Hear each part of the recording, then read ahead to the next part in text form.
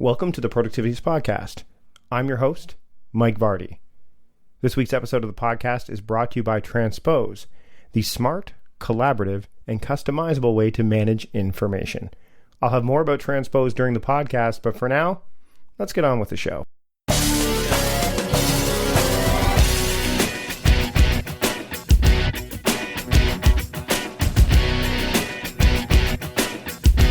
Hey everybody, welcome back for another week of the Productivityist Podcast. I am, of course, your host, Productivityist founder and productivity strategist, writer, speaker, author, all that stuff, podcast host, Mike Vardy. And I want to share with you an episode this week that does have a few little sound issues because Skype was not being nice to us. Both my guest, Ari Meisel, and I were hardwired, so there was no wireless stuff going on. And he was in a fine co-working space, and I was in the usual Productivityist HQ headquarters.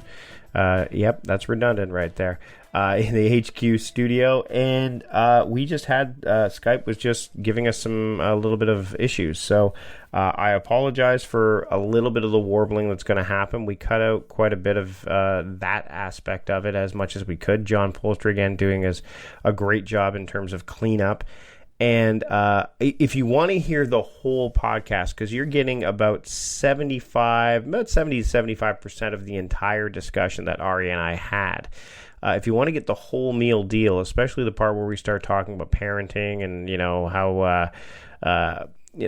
how he deals with some of that stuff, you will have to go to, or you would want to go to patreon.com/productivityist and pledge any dollar amount from $1 all the way up to $100 if that's what you want to do. And that way you get exclusive content that you wouldn't hear on the general podcast, as well as bonus episodes every week, as well as even more stuff.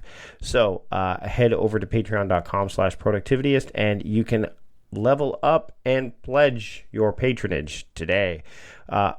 This week, I do have Ari Meisel on the show. He is the founder of Less Doing, and I really do admire the stuff that he's doing there. We've kind of gone on similar trajectories in terms of our, different reasonings why we started to get into productivity and leveling up the human experience, for lack of a better term. And that's not something he said. It's just something that I think he does with his Less Doing model, his Less Doing approach, much like my Now Year method. His approach is very centered on, it's a simple one, but it does require a mindset shift. And we dive into that as well as a whole bunch of other stuff over the next, 20, 25 minutes or so here on the podcast. So why don't I just sit back, relax, and you sit back and relax and enjoy the discussion I had with Ari Meisel here on the Productivityist Podcast. I'd like to welcome Ari Meisel to the show. Ari, thanks for joining me this week. Thanks, Mike. It's good to talk to you. So we finally met this past, only a couple months ago. We've been aware of each other, and I think we've engaged a couple times online. But you finally came to my city. What was it, about 3 months ago? I think so. Yeah, you're a beautiful city of Victoria Falls, or Victoria, which I thought was actually really wonderful. Yeah, I mean you were in and out, but Victoria's, I mean, where you got to go was like basically the best part, right downtown. You got to see what Victoria looks like right from, But I had a great time just hanging out with you and seeing. I got to see you deliver a talk. And, at that point, I'm like, I got to get Ari on the show. We got to talk because, I want to get people to understand we had a lot of things that I was like nodding my head in the crowd as you're talking. Yes. There's a lot of this like, oh, yep. So I want to talk to you. The first thing I want to talk to you about is, and this is going to surprise a lot of people, so we'll just get this right out of the way. So what do you use for your to-do list, Ari? Like what task manager do you use? Are you serious? I'm deadly serious. Can you tell? Because our listeners are probably like, this guy's super. Some people know about you, and there's always going to be some preamble. They're going to get to know you, but let's find out. What is Ari? Ari's got a lot going on. What does he use for his to-do list? What's his task manager? Well, so obviously the reason that I'm asking that is because, as I think you know, I don't have a to-do list. I don't believe in to-do lists. I'm actually vehemently against to-do lists. So I don't. What I have is two things that would closely resemble one, but it's really not a to-do list. I use Evernote for big projects, and I'm actually looking at my project folder right now, notebook, and in it are really, really big, hairy projects like Less Doing app. I'd like to create a Less Doing app. And what happens there, and the reason it's not a to-do list, is that there's only 7 notes in there, 7 projects that I want to work on. One is related to a TV show, one is related to my next book, another podcast. So they're really big things, and then I will jump in and out of those every now and then and add notes or thoughts or things or spark an idea. But there's really nothing actionable in there. What I use that would be close to resembling a to-do list would be FollowUp.cc. So people are probably familiar with Boomerang. It's very similar, except it's platform independent. And basically what FollowUp.cc allows you to do is you can send an email to 3 days at FollowUp.cc, or 8 p.m. at FollowUp.cc, or Monday 9 p.m. at whatever, any time period you want at FollowUp.cc. And when that time period comes around, you'll get that back as a reminder in your inbox. And you can also use it to BCC on emails that you might send to people. And the way that I use that is to create a very hyper specific and short action item, basically, because I really believe that there's only 3 actions with anything, whether it's email, papers, or things that you have to do. Is you can either delete it, deal with it, or defer it. And if you can't deal with it right now, you need to defer it. And that's not the same as procrastinating. Deferring is where you're taking a very active decision to say, there is a better time and possibly place for me to deal with this particular kind of task, and I'm going to make it so that it only appears at that time, and I'm never going to think about it otherwise, and it won't distract me. It's interesting when I mentioned this, and I think it was somebody else that kind of asked you a little bit at the talk, and the looks on their faces were kind of like, what do you mean? Like, you don't have any kind of place that you don't have like a project management tool that most people think of.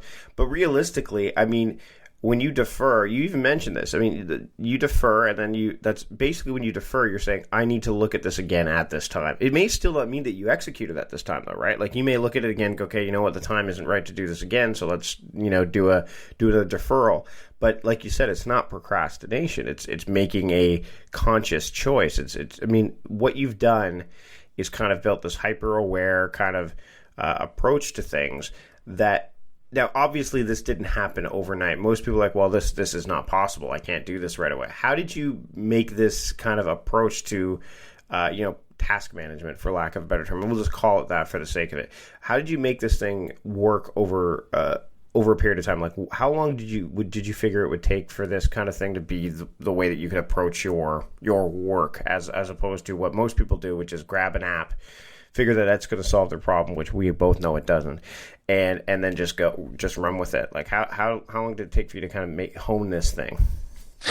Well, okay, so I have to give you kind of a long, kind of circuitous answer to that, but not too long. But this will make sense in the end. Mm-hmm. So first of all, there's a number of problems with our communication tools in general.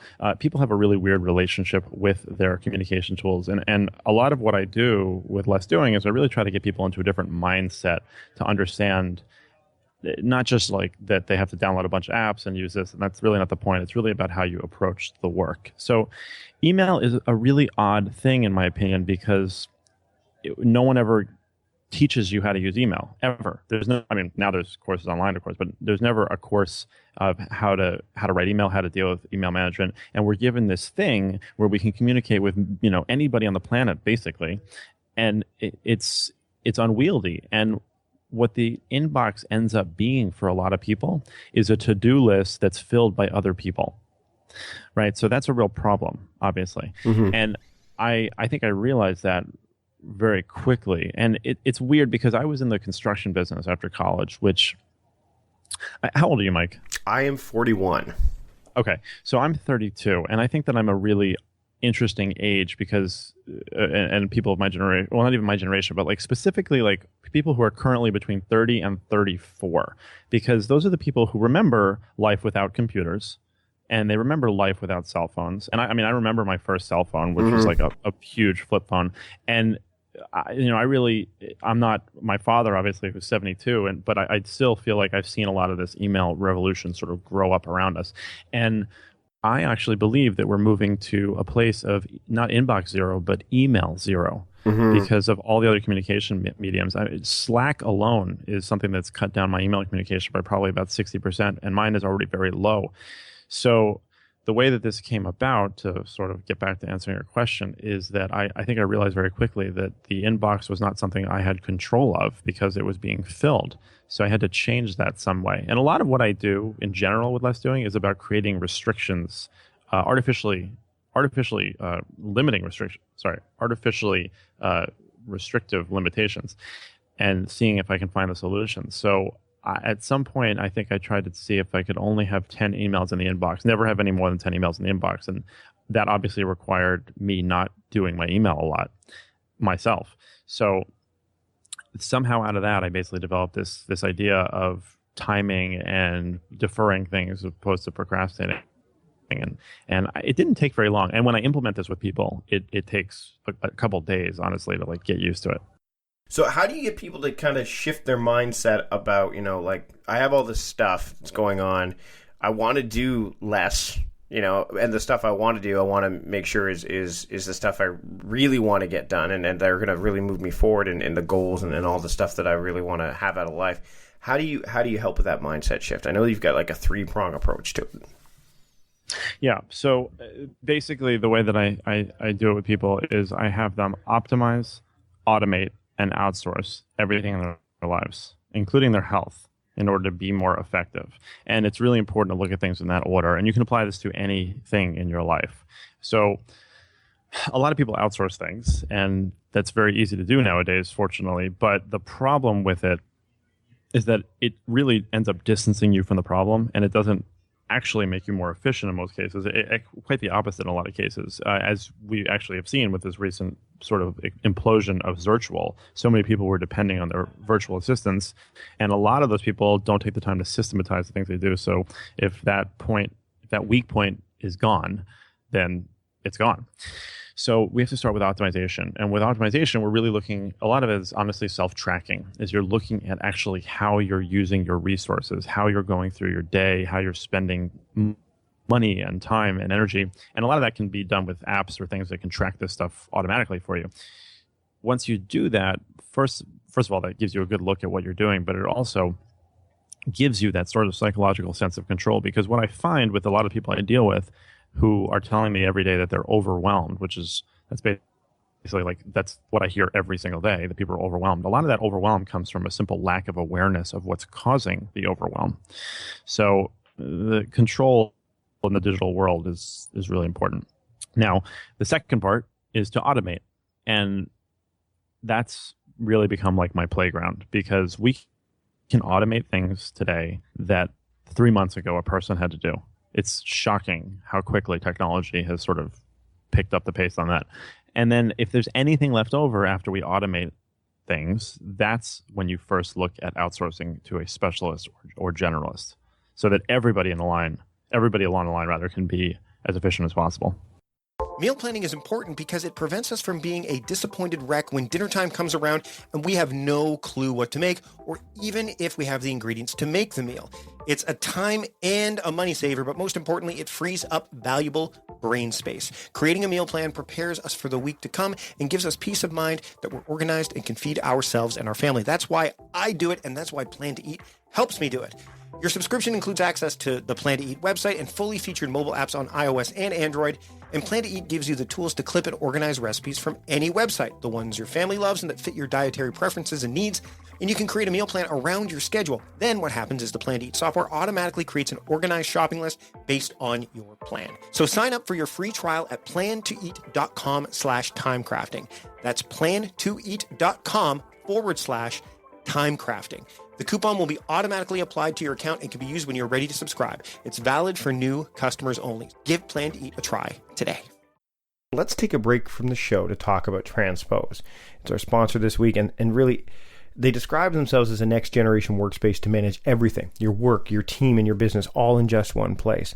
Now, I'm not normally a fan of a tool that can do so much, I've talked about this before, is I like things that do one thing very well. Transpose happens to do a whole bunch of things really, really well. And when you start to think outside the box with a tool like Transpose, you can really, really make it work.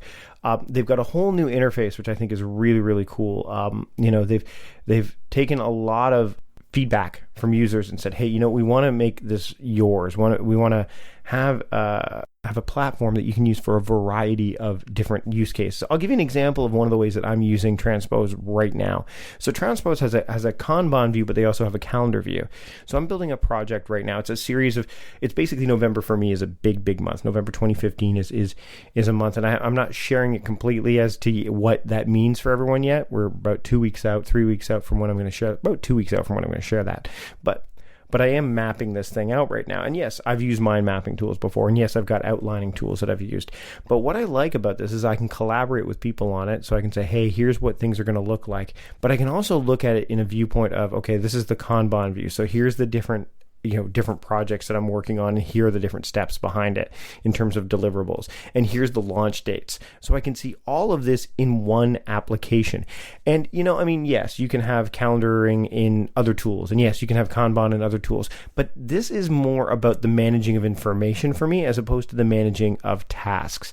And so in my task application of choice, I'm using the resource-based mode of Transpose to point me to Transpose, because Transpose is going to handle this far more effectively than the existing tools that I've had. And if you've been listening to me for a while, I'm not a huge adopter of new tools. Like, I don't dive all in. I kind of keep my toe in the water, dip my toe in the water and keep my foot firmly entrenched in another tool before I make the jump. But I've had the chance to use Transpose for a while. They've got a new Android app, so if you're an Android user, you can get the most out of that.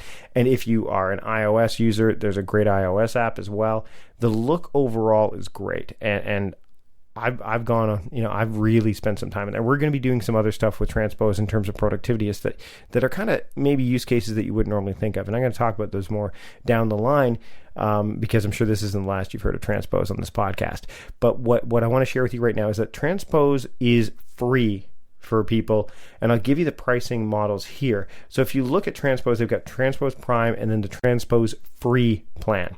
So here's what you get for free. So if you're looking at getting Transpose just for free, here's what you get: 2 gigabytes of data, 10 templates, and up to 5 collaborators on in Transpose. If you go to Prime member, which is $14.99 a month, you unlock all the stuff that Transpose can do, including and join a community of creators that are part of the Transpose community. You get unlimited templates, unlimited storage, unlimited collaborators, and ad-free forms and PDF files. So for big teams and large projects, you'll want to go with Prime member. And if you're just starting out but you want to, dip your toe like I did to start, then you can get you can start with the free membership, and it's always going to be free. So that and then there is the Prime membership, which is always going to, well, not always going to be $14.99, but it's $14.99 a month right now. And they look at Prime. What's interesting about Transpose is they look at as Prime as a membership, not a subscription. So basically, you actually get a membership card, which is kind of cool. Like, having worked for Costco, I know that there's something to be said for having like a card that says, hey, look, here I am, I'm a member. And you get all the stuff that Transpose has to offer. So again, the features for the Prime membership is unlimited public and private templates, unlimited storage. You can collaborate on templates, and you can have unlimited templates, of course, as I said, even with people who don't use Transpose and don't have it. So that's how I've been able to leverage it as well. You can have exclusive meetups if you want to do that, and you also get the membership card, and you can get experience features before they're even released through their labs component. So I would highly recommend giving Transpose a try. There are so many different use cases, and I'm going to dive into them a little bit more. There's actually a great help and support area as well. So there's a getting started tutorial. There's a lot of things. So you can dive in and spend. And what I would do initially, if you're going to start out with Transpose, is spend about 15 to 25 minutes a day just getting acquainted with it. And you'll have more structured notes to manage your business and your life. With these drag and drop templates, there's so much goodness in Transpose. So again, go to transpose.com, check it out. I'm really happy that they're a sponsor of the Productivityist podcast this week, and I look forward to hearing more. And if you have use cases for Transpose that you want to share with me, please drop me a line, send me an email, and send it to info@productivityist.com, and I'll talk about them, because I'm really, really excited with what these guys are building. Again, transpose.com. Tell them Mike sent you, okay? And now let's get back to the show. So let's talk a bit about the automation, because that really is your playground. That's some of the stuff that when I was sitting in that talk, and I've following your work for a while, I've learned about a ton of automation tools from you, and that's an area where I still kind of stagger behind, because, like a lot of people, when they first start looking at it, like, oh, setting that thing up takes some time, and I don't really know. Again, you have to optimize first, right? You have to kind of have a sense of, okay, what do I need to get rid of? Some of the, like, let's talk about some of the tools that you use to really kind of automate, and that you share with people to kind of automate things so that they can really, get that time back that they need, so they can really do the things that they ultimately can only do themselves. Basically, there's a couple tools that I find to be hugely effective with automation. And to be clear, when we're talking about automation, I really mean things that you can set up and forget about, things that will just run in the background that you don't have to think about, do anything about, and you can go back to what you're doing. Now, things like IFTTT and Zapier are particularly amazing because what they do is not that complex, but basically the kinds of actions that take you 30, 45, 60 seconds to do, but you're doing them hundreds of times a day sometimes. IFTTT and Zapier can get rid of those completely. Now, once you become a little more comfortable with IFTTT and Zapier, you can actually take things quite to the next level, and you can use them in some cases to create minimum viable products. I recently launched this Less Doing virtual assistant service, and the entire thing is built on these free tools. And it goes through the process of optimize, automate, outsource. So what we did, for example, is we had a process for onboarding clients. So we kind of hobbled it together, and then we wrote it out in Evernote, and we had all the steps, and there were things with Toggle and with Trello and setting up new accounts, all the things. And that we looked at that process, we got it kind of optimized first, and that means that it's basically a really effective checklist. But then I went to work on it, and I looked at how we could automate things, and I was able to automate the entire process through several interactions between Zapier, IFTTT, Wufoo Forms, Dropbox, a couple other things. And now that process, which was already optimized and probably would have taken an individual 15 minutes to do, now is completely automated, which means that it's error-proof and scalable. That's impressive, because once you can do that, and once you automate the right things, then you can really, like, what has that done for you? I mean, obviously what have you been able to do because of the amount of automation that you've kind of added to your life? And like you said, and I think you were trying to touch on this earlier, is that if automating before you optimize, and if you have bad habits, technology will only amplify them. Now let's go through your work week, because you touched on a little bit about how your work days are Monday, Wednesday. Now you've got family, you've got that. So can you give my listeners a bit of a walkthrough of like what Monday to Sunday kind of looks like for you, so they can see, okay, well, this is what Less Doing can do for them if they apply themselves. Right. So now, keep in mind, of course, I'm not telling people that they should work Monday, Wednesday, but that is my work week, and mine is Monday and Wednesday from 9:30 to usually 4:30. And, to be fair, that's the time that I'm interacting with people. I'm doing these podcasts. I'm having meetings, calls, client calls, coaching calls, that kind of thing. The other times I'm with my family. But, of course, I live this business, and I love this business, and it's my passion. So I'm using that time that I am with my family to still, I put myself in scenarios where I am extremely limited time-wise, and it actually helps me create brand new solutions for Less Doing. If I'm at the park with my kids, like I'm fully present, but I can go to the bathroom for 2 minutes and be able to deal with 10 emails in that time. So it's a really interesting sort of restriction I put on myself, and it helps me create the balance that I want in my life. Now, could I get more done if I had more time? Maybe, but Parkinson's law, as most of us know, says that work expands to fill the time allowed for it, and that applies to me as much as anybody else. I find that I am extremely productive in my work days because I have a short amount of time, and I just fly through it. I don't eat. I get into a flow state almost immediately, and I just go, and it's fantastic. Let's talk about the creation of boundaries. So when people are obviously setting this stuff up, you've got these kind of, like we talk about the restrictive limitations and stuff. Why do you think people have so much trouble dealing with boundaries these days and setting them up so that they can actually focus on the stuff that they really need to work on, and the stuff that they can only do themselves? I think it's just like a driver of society, unfortunately, that, everyone has to go, and success is basically about how much you beat yourself up, essentially, which is unfortunate because in a lot of ways, working hard is actually very lazy because anybody can just decide that they're going to just keep shoveling. But it takes a different mindset to stop and use your brain at a higher level to actually think about a more intelligent way of doing the things you're doing. And we're not used to it, honestly. So we have these two parts of our brain. We have the autopilot system 1 and the more analytical system 2, according to Daniel Kahneman, the psychologist. And most of the time we're in autopilot mode. And we just do things because that's the way that we've always done them. And that's human nature in a lot of ways. So unfortunately for a lot of people, and it was the case for me, it required a pretty big crisis in my life to make that change. And a lot of people, that is what happens. If you see people who are in the health and wellness space or people who have created some really amazing business out of nowhere, there's usually something that sort of snapped and made them do that. And sometimes people have to create that for themselves, unfortunately. So let's talk a little bit about the stuff that you've created since you started to kind of adopt this approach of yours. So you talked about the Less Doing Assistant program. You've done an event, obviously, right? Are you going to do another one of those? You did the Less Doing event in New York. Was it early? It was last year, or was it early this year?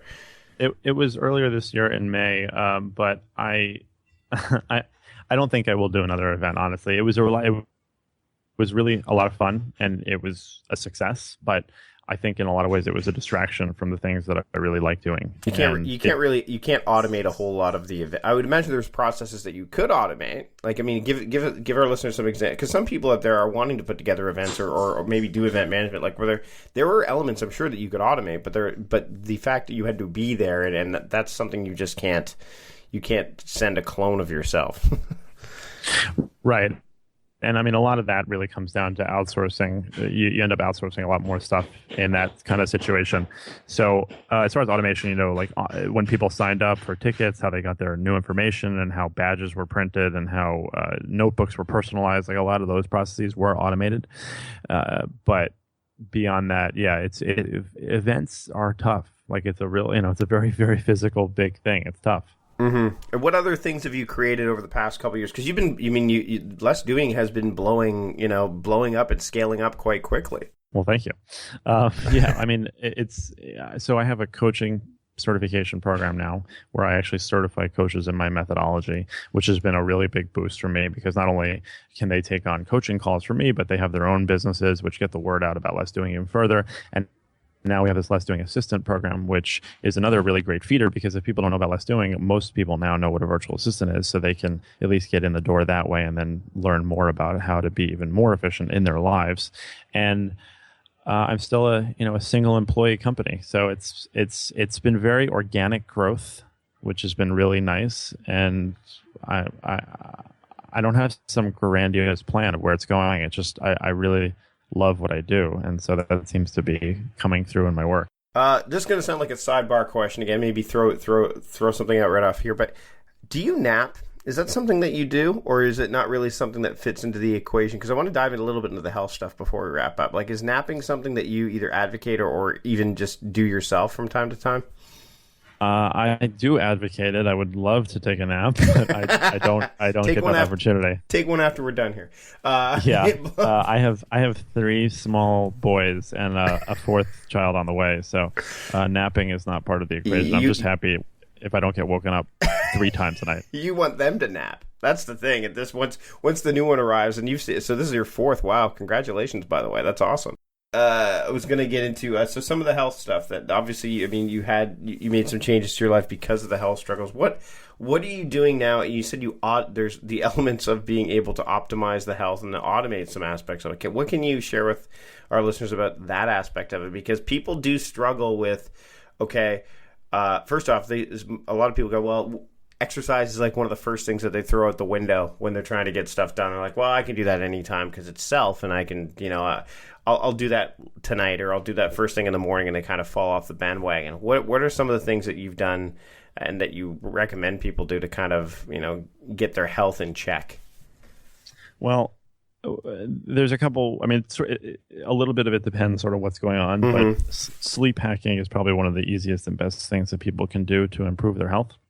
And I have one really easy big sleep hack that I like to recommend to people, which is that people have to understand that the devices that we use, the iPhones, laptops, TVs, they all produce light in the blue light spectrum, which signals our body that it's time to be awake. So that actually will reduce your ability to produce melatonin by up to 30% and seriously affect your sleep quality. So what you can do is go on Amazon and get a $5 pair of blue blocking sunglasses and wear those for about an hour before you go to bed. And I guarantee you that you will sleep better the first night you try it. You look silly, though. You mentioned that, too, during the talk. Yeah, well, it depends what your social situation is. My wife is fairly accepting of it, but if you're dating someone new, that might be a problem. Do you have morning and evening routines that you kind of adhere to? Because, I mean, you've got this, obviously you've kind of put yourself in a position where you can do what you really want to do. Do you have routines to kind of bookend your day, or is it, are they very minimal at best? So because of the kids, I wish I actually did have a little bit more of a routine. What I have, I think routines are extremely important. But what I have is I have 5 things basically that I need to do every day at some point in the day, and that to me is my routine. So because morning I'm typically woken up by one of the twins, and I'm up with them, and then at night it's it's sort of variable when our kids, all 3 of them, will go to sleep at different times, and a lot of what end of my day, honestly, is outsourcing a whole bunch of stuff. I'll send a whole bunch of things off to my VA to do, or I'll dig into some automation process, and it's like almost like a hobby. But for me, also nighttime is creative time. So if I need to write something or do a video, that might be the time that I'll do it, because I just tend to be more creative at night. So no, I think the Miracle Morning from Hal Elrod is awesome. I think having a morning routine is a great thing, and I do advocate it. But if you can't, for whatever reason, then you should try to come up with a list of 3 or 4 things that you need to get done throughout the day, whether it's meditating, calling a friend, whatever it might be, and just get those done at some point in the day, and then at least you have some sort of base, All right, well, let's wrap things up. Ari, this has been great. Where can people find you on the internet so that they can learn more about, optimizing, automating and outsourcing? Well, thanks, Mike. That was a really fun conversation. They can go to lessdoing.com. And actually, no, as a matter of fact, if people are interested, because I like to offer this when I do podcast interviews, is they can go to lessdoingcall.com. And if they'd like, they can book a free 30-minute productivity maximizer call with one of my coaches. That's a totally free coaching call, and they can get some really actionable advice on how they can find out more about Less Doing, or get started with Less Doing, or just get to inbox zero. That's awesome. So make sure you take advantage of that, everybody. Ari, thanks again for joining me this week on the show. Thanks, Mike. So I hope the Skype issues weren't too distracting. Again, I apologize. Not much we can do about that. And as you heard, Ari and I are very kind of protective with our time. And more so, he's got some very strict, boundaries in terms of, this is when I can do stuff. And rather than, sometimes you just can't replicate those conversations. And some of the stuff we had going on, especially in the Patreon call, the Patreon edition rather, it would have been tough to get that back. Actually, we had to stop at one point, and I wanted to make sure I circled back to some of the stuff he mentioned that we had to cut out, just simply because Skype decided to turn him into a Cylon on my side of things. For those of you who don't know what a Cylon is, it's by your command from the old Battlestar Galactica series, not the more modern one, but the one from the 70s where they sounded very maybe I should just put a link in the show notes. Anyway, for those of you who are joining me that also listen to the Patreon edition, thanks so much. You can obviously tell the difference between the two in terms of what content exists. And while we're here, let's talk about one of the Patreon supporters that has just joined the campaign as of this recording, Jeremy Nazareth. Thanks so much for your support. I really do appreciate it. For those of you who are not Patreon supporters, head over to patreon.com/productivityist. Check out all the perks, all the milestones that we're looking for, all the extra stuff that you would get, the 2 bonus episodes, the additional content, the monthly video that I send out, kind of almost like a State of the Union or some kind of address of sorts. I also talk about other stuff that's going on too. You can, again, contribute any dollar amount that you're able to, from 1 to 100. Just go to patreon.com/productivityist and you can do that. Finally, the other thing is if you're not able to do that, and I don't talk about this as much, is I'd love to get ratings and reviews in iTunes or whatever podcast aggregator you're using. It just helps more people find the show. And we've got a lot of really cool guests coming up. And if you look at the back catalog, we've had like a lot of really cool guests on the show before. You can go back and listen to people like Andrew Sinkoff, who's been on the show. And, David Allen's been on the show, the founder of Getting Things Done. And there's a whole slew of people that you can go back at. Todd Henry. John Acuff. There's a lot of people we've had on the show. The podcast, I pride myself on making these last under an hour because I know your time is precious. And in fact, in most cases, they hover around the 30 to 40 minute mark. So you've got an extendable period of time. It's good for the commute. And it's a great way to either start your week, if you're listening to it later than when the podcast comes out, or a great way to end your week or hit that middle of the week kind of slog and to kind of inspire you to move things forward. Because a lot of the guests I have on are making things happen every single day, and they've got very unique stories. And Ari Meisel is definitely not, he's not an exception to that. He's got an amazing story, and he's built an amazing platform. And I highly recommend you take advantage of his offer of the free coaching session with one of his coaches, because I think that you'll get a lot of value out of that. Oh, and before I forget, big thanks to Transpose for sponsoring this week's episode of the podcast.